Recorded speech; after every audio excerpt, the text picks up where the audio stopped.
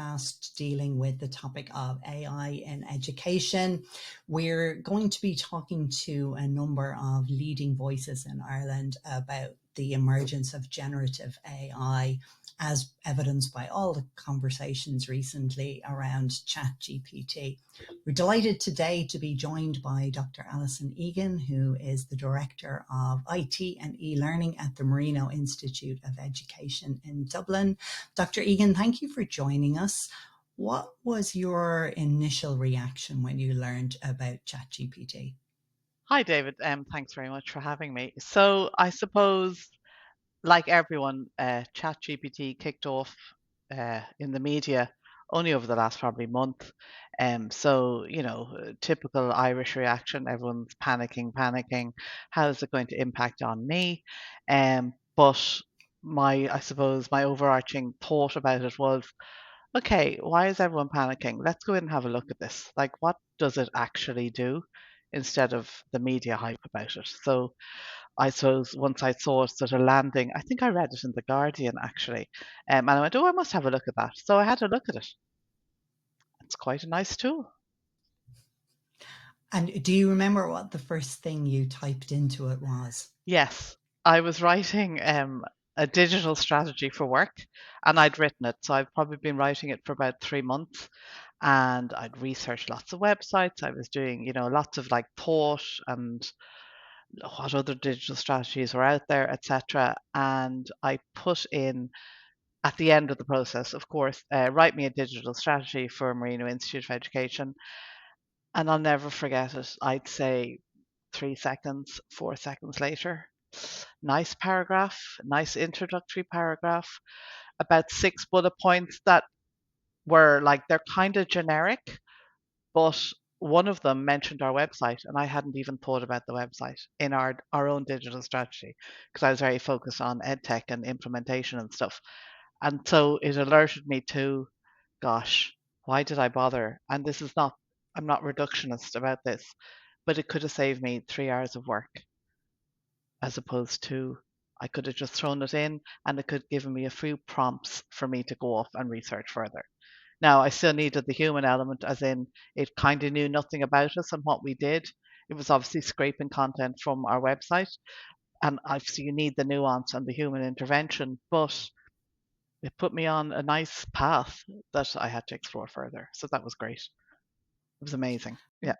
And did you think then, your reaction was, well, this is pretty good. It's not perfect, but it's better maybe than you were expecting. And did your mind start to go then to what the impact could be for specifically educators? Yeah, it was. So I was at home when I did that because I was working from home, and somebody else was working at home the same day. Immediately put in, write me a module spec for creating websites for education. 6 KPIs immediately, module spec written, again in 5 seconds. So I suppose for educators more generally, it's going to remove that blank page. That sort of where do I begin? What do I look at? How do I even scope this out? So if it does nothing but scoping for me in the future, amazing. It just gives you like a map or a plan of action. It might be rubbish, but at least you've sort of scoped it out and gone, well, I didn't think of this. Oh, I must think of these 3 things. These are fairly obvious. So it will remove that blank page. So a productivity aid for you in the future, Yeah, perhaps. and a sort of a generator of content that I would then nuance as opposed to it's that blank page. Every writer, every educator goes, write a module spec. Where do I begin? So would I go off to other websites? Would I go off to Twitter? Would I find out what's happening? Or would I let something like ChatGPT write me a few bullet points and then sort of give me ideas of where I might or should go next? And I mean, you say it generates, and that's the crucial point for Yeah. me then to dive into is to say, how believable is the content and how aware are you of how the technology works and whether or not you should really believe what it creates for you? So I suppose I would like to probe, the back end of it, how it works, but that's me. Other people won't bother. They'll be like, all right, well, that generated good content. That's grand for me. So there's no, I suppose it's about digital criticality. So they need to think like, it's like Wikipedia back in the day. Like we all created Wikipedia pages and messed with them. And, so just because it says so on the internet doesn't mean it's necessarily true. However, that's my generation. We think like that because we have an awareness of digital criticality. Younger generations, they don't care. If it's up there in black and white, it must be true. So there is that sort of, we'll have to teach our students how to be critical of what they're seeing on the screen or, they print out. So I suppose one of the biggest things I've found with it, if you ask it to generate references, the references are utter rubbish, which I just love because it's actually quite funny. And they only go up to 2020. So there's an element of obviously that they stopped, creating the tool at that stage and then released it. But I at least would get the students to probe the references and go, okay, it's come up with, 10 references there. Let's go find those references. So looking for the source documentation always. And very quickly you'll see the references don't exist. And then they start going, okay, there's something wrong with this. Now the generic sweeping statements, they're fine, but there's no specifics. But then was that sort of the January version of it? Is it creating and collating more content all the time? So in 6 months' time, will it be more nuanced and more tricky to be critical about the stuff it's spewing out? Like, Would you say, like, are you thinking about implementing some yeah, form of digital literacy yeah, training yeah, yeah, for yeah. people? Because the thing that strikes me is very much, most people now have a certain degree of familiarity. They do their Google search, they know it's pretty well curated, but they'll still say, look, here's the top three links. I'm going to assess which of these I actually want to follow. Or will they? But perhaps they will, but I think at least you have that option. Google will present a list of options, but there's something about generative AI where it's giving you what appears to be a definitive answer, which you're inclined to accept. And is that the kind of thing where you think, you need to put that into your curriculum Yeah. to say to people, Well, question it. So, like, we used to always, and I'm back to Wikipedia because it's the only analogy I have. I used to run a research methods course with a colleague, and he used to write in a whole paragraph about himself, that he had researched on, whatever the topic was, let's say metabiology, right? And we would go through it in class and go, God, did you know that such and such has a PhD in biology? And they'd all go, oh, right, does he? And then we go, no, he doesn't. You know this person, So it is about presenting it and then getting, I suppose, the students to unpack it. And what's weird about it? What have they looked again back to the references? Have they questioned any of the content that it is creating? So it is that digital criticality, literacy, whatever you want to call it. And I suppose we're finding that more generally with students. We do, like, with all their self awareness and their competencies, their digital literacy might be okay, but the questioning isn't there. They don't question what they see. So we want to create and engender that sort of questioning. But it's also for staff, like they would know to question, is something peer reviewed? Have they, are the references, peer reviewed in proper journals, all of that stuff, or Google says so. So it's about questioning what you're getting back because rubbish in, rubbish out, so it's the type of questions they're asking it and stuff. So yeah, digital criticality is where I'm at.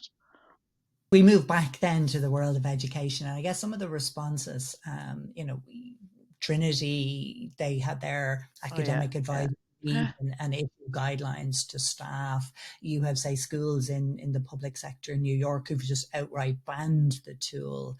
You mentioned the analogy of Wikipedia. The one I tend to fall back on is a calculator. So there was a lot of opposition, I guess, to the use of calculators.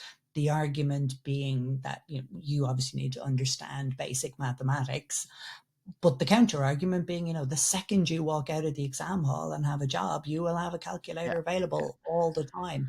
And I guess for people graduating in the next coming years, they will have generative AI available to them. So should we take it away No, as they study? Yeah, I suppose, I mean, for us, once the panic abated and people were like, oh my God, I'm not going to have a job in 5 years' time. It's about how can we capture the technology and use it to our advantage, So should we be showing students how they could use it to create a lesson plan if that's what they want? Could it help them, instead of trawling through 800 websites, we'll let that do it for you and then make your lesson more interesting as a result of it. Or if you're writing an essay like that, does it find source material that might point you in the direction of something?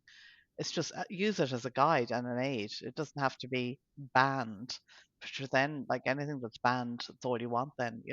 So yeah, I think as a tool, it's just another tool. So let's use it as such. And do you think, how would you go about keeping up with the technology? So, ChatGPT has gotten a huge amount of coverage, but already OpenAI have said, the next generation, which is multiple times bigger and better, is coming. Microsoft have invested $10 billion in them, which suggests, there's a commercial imperative. And then, Google have their Hard. approach as Yeah. well. Do you think, is there a danger, not just from the kind of misinformation piece, but do you think there's a danger that because the cost of developing these models is so big that it is only going to be the Googles, the Amazons, the Microsofts who are going to define the direction of the technologies? It's a bigger question about the ethics of AI and generally ethics in education. So we always say this here, like, I want an Apple iPad to do what? Like, so what? It's just a device. So this would again would be just a device. Now, if it's owned by Microsoft, Apple, or whomever, like, and it's back to the digital criticality piece. What information am I giving these people by using their tools? So again, that question, where is the ethics of it? Does it matter? Is this the way we're going to have to just suck it up and deal with it? If we want to use this technology, do you waive all your rights? So it is about that whole, have I read the terms and conditions? Does anyone ever read them? What am I actually signing up for here? And if you're just going to use it as a tool to help you create content, that's okay. Ethically, I'm okay with that. If I'm using it for what I want it, I'm not being forced to do anything with it that isn't in my choice or in my realm, I suppose. And you bring up a very interesting point in terms of the ethics. One of the interesting stories that I've seen recently on this topic is, a fear among organizations, and Amazon have said to their employees they're not to use ChatGPT because they're afraid. One of the things, not only does it generate text answers for essays, it can write code. Yeah. So the danger of taking proprietary information, putting it into ChatGPT and saying, refine the code, you've just exposed your company's secrets. Do you think, is there any level of awareness from the average user that what they put into a tool like ChatGPT, they're contributing To to the training of that yeah, further tool. model? On the other hand, if you've spent 6 hours trying to debug something that you're creating and ChatGPT will do it for you in 30 seconds, your ethics will go out the window because you're like, well, that saved me days of work. I suppose, but it's back to the criticality and the digital literacy piece. If you don't even question that, you have to question it. So people aren't questioning anything.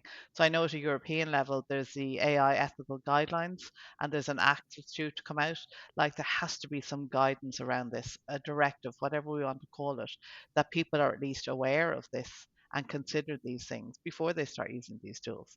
But then equally, I'm wearing an Apple Watch, like, have I ceded all control of my health data, and will a health company in 5 years' time go, we'd like all Alison's data, please?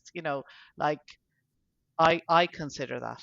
I don't think the younger generation do. They're like, oh, I got the new watch, full stop. They're not critical, they're not literate enough to question it. And we need to help towards that literacy.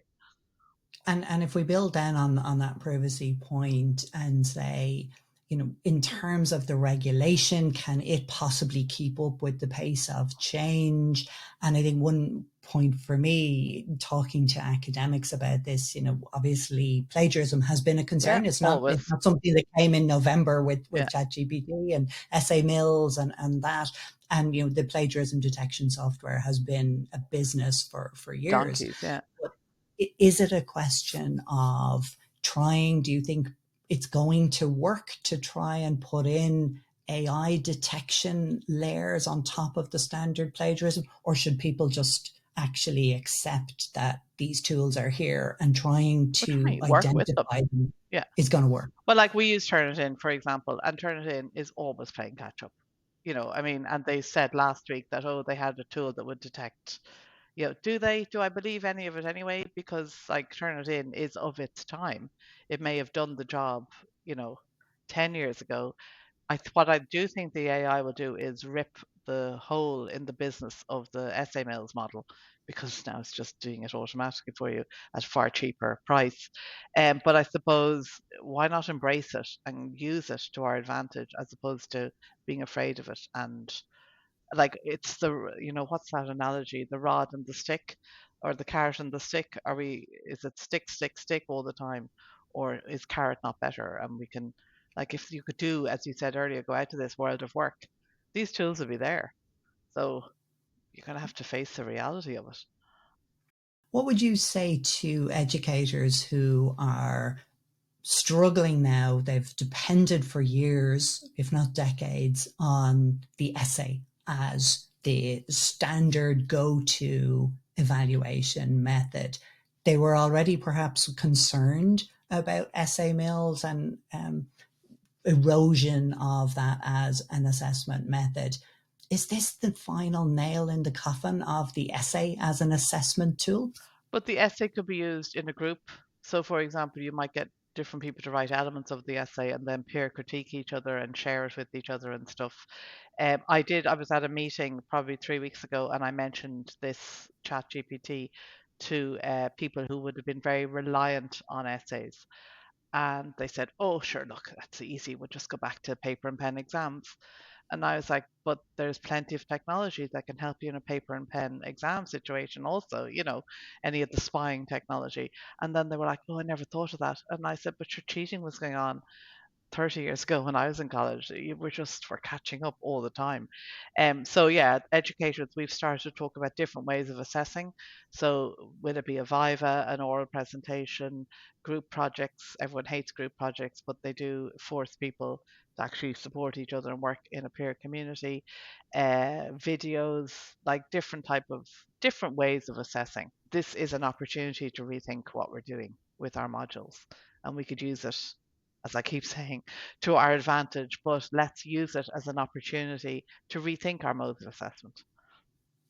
And where would you, if you kind of cast a positive lens on it first, and then I'll ask for the slightly more dystopian one, where do you think will we be, in the next year? Where is this technology going to take it that will make things better? And where might it go that you'd be concerned about? Um, eh, well, certainly I see it being used with my peers to stop that blank page. Like, let's just stop me messing around trying to think of stuff to write. Let it, map out a plan, a design for a paper or something, and then I'll put my schmack on it, my nuance, my knowledge on it. So I think, as a positive, if it stops people prevaricating on getting work done, like, why can't it write a nice report for you? Why can't it write the digital strategy for me?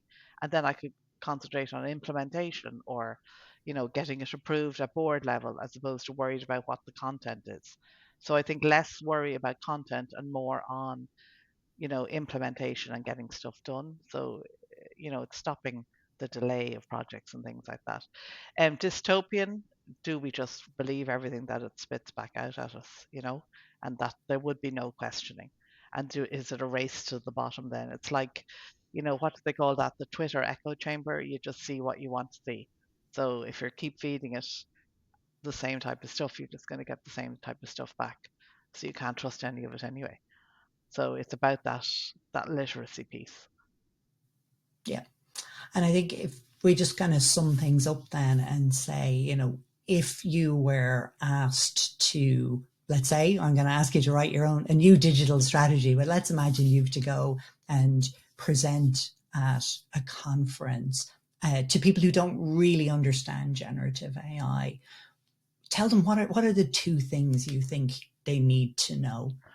So I would work at it from a different angle. I would do a live question at the conference and go, okay, my topic today is, and I would put it into the chat GPT and I would let it feed it out. And then while the collective gasp in the room and they all went, oh my God, and they tried it themselves, then I talk about embracing it for their use in the future and how we can do that sensibly in a safe environment, that we're not feeding all our data to Google, Microsoft, or whomever. Um, and like, let's use it, let's embrace it. I mean, there's plenty of technologies that we were all afraid of 15, 20 years ago that we just see as normal now, So this will be very normal very quickly. Um, and it's already normal. We all use a chatbot to interact with, your electricity supplier to get over the sort of what is my current bill. So we need to embrace it. It reminds me exactly of one of my favorite sayings around technology, that like technology really only describes anything that's been invented since you were born. Yeah, Everything else is just normal. You yeah, just accept yeah, it. yeah. And I think that's probably where we're going to be at quite quickly with this. Yeah, like the blackboard and chalk was technology when I was in school. And now we've thrown that out, but we're kind of modeling the same thing. So if writing exams is going to be helped with AI, do we just not to change our modes of doing stuff? Okay. Dr. Alison Egan, thank you very much for sharing your thoughts with us today. Thanks for having me, David.